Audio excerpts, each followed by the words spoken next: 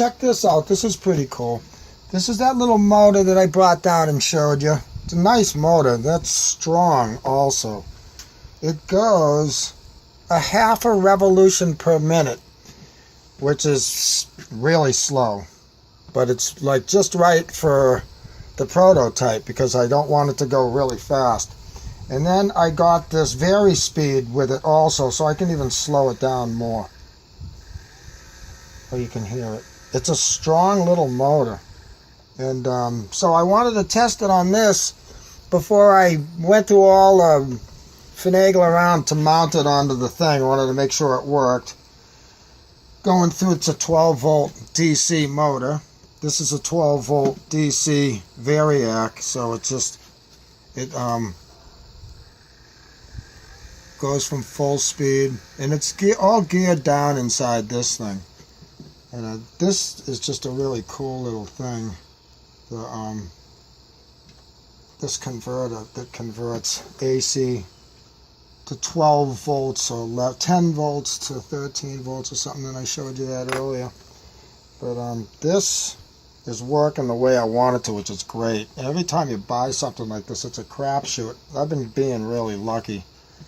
Anyway, so this is stopped. I made this thing just to see, so you could actually see the thing turn around. So I'm going to push this down on the pin there, and then I'm going to turn it on.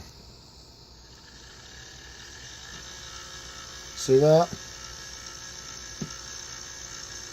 I mean, I probably don't want the prototype to go any faster than that. That's the fastest that motor goes, so that's just enough so that when it hits the switch and hits the cam, the motor's going to shut off because this is going to be connected to the relay.